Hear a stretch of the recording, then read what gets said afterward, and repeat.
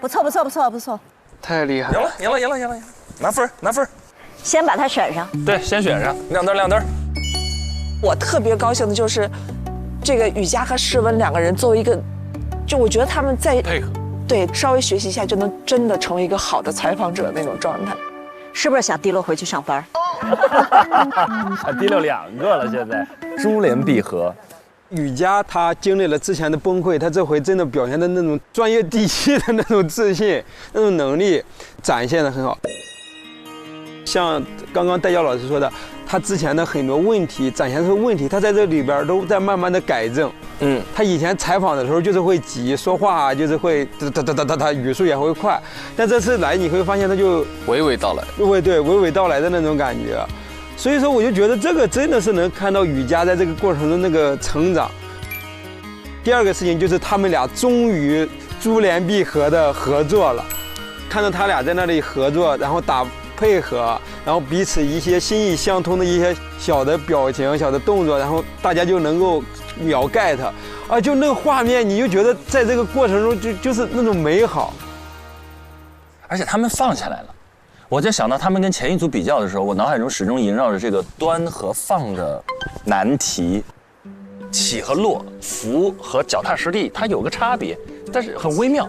我们最怕就是被采访者进入营业态，你知道吗？对，这是一种什么样的状态？然后什么情况下他们特别容易进入这种状态呢？其实还非常的普遍，因为一开始的时候被采访嘉宾他多少都有点防御心态。咱实话实说，就是你要接受一个媒体的采访，他都怕自己表现不好，或者说哪句话引发争议。这个时候你千万作为采访者不能把他们进一步往营业态架。怎么做是再往上架，或者怎么做可以迅速的下来呢？易老师先说，就刚才那个点，第一组是怎么被架上去的？林蔚先上来就表达了一个啊，你好漂亮，他们俩是大概是这么打招呼的，是吧？对，这是很容易架的一种方式吗？不能这么问候，你这个问候，你看你这么说的时候，这个气是不是在这儿的？啊，你好好看，我终于见面了。我们试一下，假设我要采访俊林，然后我们又没见过的话，如果第一次见面，啊，俊林今天好帅啊！啊，程明老师，我终于见到你了！天哪！啊，这就架起来了，是不是？这俩人就差棵树要爬。你看是不是你们的劲儿是不是都在这儿？然后在这用的劲儿是在这样的，声音就飘起来了。对，我曾经有一次采访，就是，我想想，我采访一个男明星，就是我以这3个字需要这么分开吗？对他公众场合说话的时候，他有的时候是会端着起来，然后我们那天采访他就，我那会儿的时候你要做的就是，我不能附和他。哦，就是你一旦附和他，这个就是你们俩一起在演的，就是我，我一直在这么冷却了1个小时，没有冷却下来，他一直还在那个状态中。然后我说来补个妆吧，我就要打破这个场，然后他就问就是怎么样，还可以吧？我说不可以。哇哦！我说1个小时了，没有问出任何有效信息。我说你给我的回答我用不了1句。他当时就愣住了，然后沉默了一会儿。后来他说：“那我们重新来，你觉得有什么问题你需要问你就重新问，重新开始。”哇！就是因为那个对他也有帮助，是我邀请你，我们一起来完成这项工作，是为了呈现你的丰富性。我其实反倒是那个绿叶，你才是那个鲜花，所以它取决于你用什么态度和你的智力、你的心态、你的见识来呈现这一盘是一个随便拌的一个凉菜，还是一道大菜。就是你不用怕说你有没有亲和力或怎么样，深度采访是用逻辑去推进事情的真相，是用逻辑走进对方。这个世界上有一个人，我为了看见你和懂得你，我做了大量的功课，他知道你在尊重他。不是说我为了达到那个问题，我就会让你不舒服，没有不舒服。如果不舒服的话，怎么可能一个职业我做了20多年，然后我也做到了属于我的成绩嘛？是那座山。那倒不敢说，你要这么说也可以。这很客观，易老师。我其实听到易老师刚刚这一段，我内心是很感动的。它代表了我们印象中那个新闻的那种审美和那种范式。就是近几个月，我特别欣喜的看到有那种3小时、5小时的整个的视频被大家热议的时候，我觉得这个世界永远是一个摆锤吧，就可能在这个抽象的时代里，它在轮回。对，现在已经在往回摆了。是的。因为您刚才说那些犀利剪出来的那些才能被目光和关注，另一方面可能也对访谈者提出更高的要求。今天的新闻者有没有叶老师、全林老师之前提到的那种逻辑的力量和能力？在听的过程当中，能不能找到逻辑的漏洞？能不能有追问下去、一针见血的能力？还有没有这种勇气？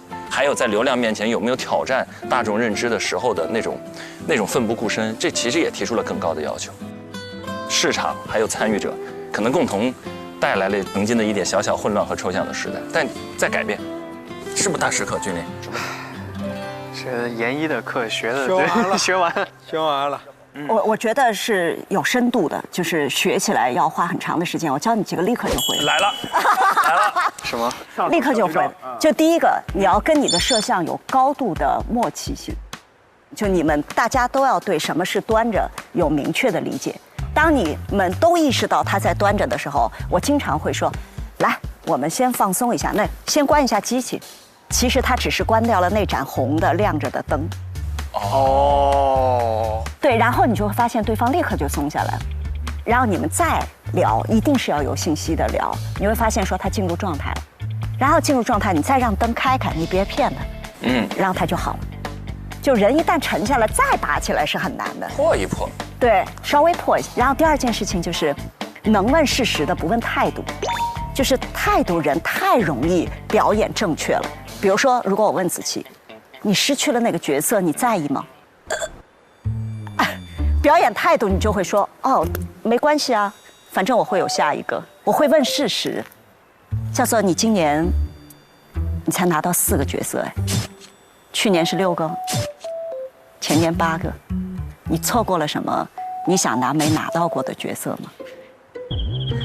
快哭了，这子琪已经快哭了，再问下去。就如果他是我的正式采访对象，这是一个关于事实的问题，就他大概率会答。然后多几个事实的问题，其实态度是由事实构成的，态度不是由我说什么来构成的。以后我们就学会了，以后问事实的时候我只答态度。学坏了。关于态度的来了，陈林老师怎么办？关于态度的来了，有防御。那个，当你答态度的时候，我有一些万用的3个字问题，非常好使。快记，万用的，叫做，比如说，具体点儿。还有呢，然后呢？为什么？碰到这种的这个有经验的老记者，你还想这么就能逃脱过出去？以后我就只能说，我说以后拒绝张全林老师。哎，等一下，我等会是不是要被踩一下？对。哦，真的要采访？真踩啊！那个赶紧取消一下。不敢。我觉得今天这是大时刻现场，我们干脆就直接安排一个这个现场检验。我看志胜的这个笔记记得咔咔的，这样，就今天现场检访一下易立竞老师如何？咱们就即学即用，好不好？那个摄像灯先关一下。我们学这点儿就能采访了。来，志胜。对，其实我真实的好奇就是那个，刚刚易老师讲那个营销号，说他剪辑了你很多东西。你觉得这里边有哪句话其实是挺伤害你、最伤害你的一句？他们经常说的，我就是其实里头不只是一句话，他们经常一个营销号，比如说大概1分钟到3分钟的时间，他们里头会用上这样的词，就是挖坑、恶毒、刻薄、审讯，凡此种种，就是这类型的词，而且这几个词是高频出现的，这些词其实是伤害了我，就是它会导致后边我在，比如说我在那天的采访当中，就是第1天的课题，这3个孩子上来的时候，因为他们没有时间，我特别理解90分钟的时间，他们想快速了解我的话，那就是刷短视频之类的嘛，这是完全可以理解。但是他们上来看到的就是这些标签，然后他们上来就营销号伤害了我一遍，他们用营销号式的采访又伤害我一遍。对，所以你会担心这些标签在你身上之后，你再去采访别人的时候，大家会把你的那些采访套到这些标签上，然后来进行一个防备，或者是我哎，这个问题特别好，特别好，我也想问，对，特别好。因为我觉得，就是我自己对我自己的专业能力是我有这份自信，因为那些是营销号，他们为什么叫营销号？他不是说，不是你们在座的各位，所以这些人是有判断的。所以如果我要采访你们的话，你们会相信营销号上的我吗？那不结了吗？所以那我也不会去采访营销号的博主。哎，我刚想问这个问题，如果比如说有一回有一个营销号的博主，如果说就是你俩可以进行一个采访，你对他的最好奇的一个问题是啥？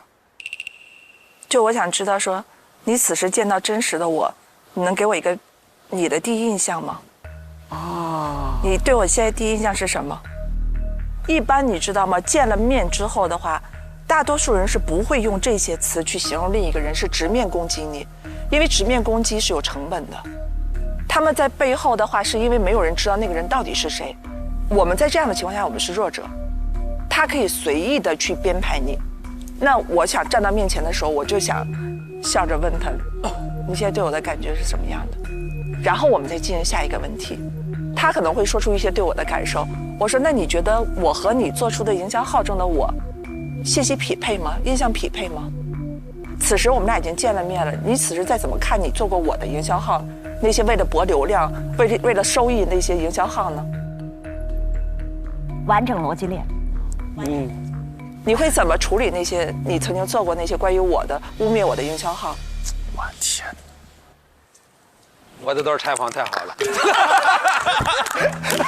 徐志胜特别好，而且我也谢谢你让我说出这些，真的是天赋啊！你们刚简简单单上了一下大师课。老师讲得好，这就是一个好的采访者，好的被采访者是会带给这个采访无数的加成和加分的。感谢来到我们出奇制胜的这个。啊，对他们出奇制胜了，对。以后我俩会出一个出奇制胜的访谈。你看，想抢你活的人不止我一个。今天这期节目之前，我肯定是一个让的心态，但是上过全林老师今天那一课，我意识到了，争是我们这个职业的生命底色。我寸土不让，我才不信你之前会让呢。打辩论怎么可能会让呢，哥哥？打辩论的怎么可能会让啊？骨子里会这样，但表面上还得客气一下。其实打辩论的人访谈有时候也很容易端着。我自己的观察，端着有一个特别简单的判断标准，就是一个端着的人说话，他说完什么，自己会在后面接一个对。就是他会说，其实那场表现还蛮不错的，对。哎，听你的辩论里好像经常有这个对词。没有啊，我不可能说对方对。这就是诈，这是另一个采访技巧，诈。哦，这也是技巧啊。我们刚才看了2段，接下来还有2段，一段是 Fly 的，一段是张春老师，2段访谈一起来看。好期待啊 ，Fly 的那个访谈，期待，我也期待，对吧？对对对，好期待 Fly。你最近是都在上海吗？对，最近都在上海休赛期。最近在干什么？我明天就要去新疆玩了，因为撒贝宁老师说了，不去赛里木湖等于白活了，我不想白活。还挺好玩的，好玩的，好玩的，可爱了。他怎么发音的？他就是嗲嗲的。彭云飞，是这样吗？韵林有他独特的方式，这就是他成熟的地方。这本书让我很有安全感，因为我在这本书里面看到你在写妈妈的那个部分，特别想读完，但是就是眼眶模糊到看不清字。我现在觉得人生还挺有意思的，可以的，我们都过来了。张春已经看到他了。旁征其实他有真诚换来真诚，但很多时候其实并不是他问出来的。他抛弃了他整个的采访提纲，就是为了能够让自己的采访嘉宾更投入的来跟他进行这次访谈，这也相当不容易。某种程度上，2个人经历如此相同，有极大的偶然性。然后林蔚整场他表达非常好，但是呢，他没有能够打破孟雨桐那个壳。芷兰你那组还是比较好的，可能采访对象比较好，能够讲出很多故事，给到我们很多不知道的东西。我可能更倾向于 Fly 这一组。我相对来讲对韵林那组稍微往上看一点。所以你心目中的前20，你的选择是什么？我倾向于给到。Oh my god！ 难了！哇，这个太难了，这个太难了。我觉得王韵林的那个是断崖式。哇，这么高的评价！我其实是有一点想给到庞生的，他激发了张春对某种生命状态的表达，就那个表达本身是感染人的。我对这个的形式感判断来说，瑜伽第一，因为我觉得泽来云老师他在里边又讲了很多爆料的东西，又有很多态度的东西。但你说李雨佳那一组好不好？很好啊，所以我其实特别急。来，各位同学回到工位。对，待会儿也要发邮件了。哎，完了，可以呼吸，可以呼吸。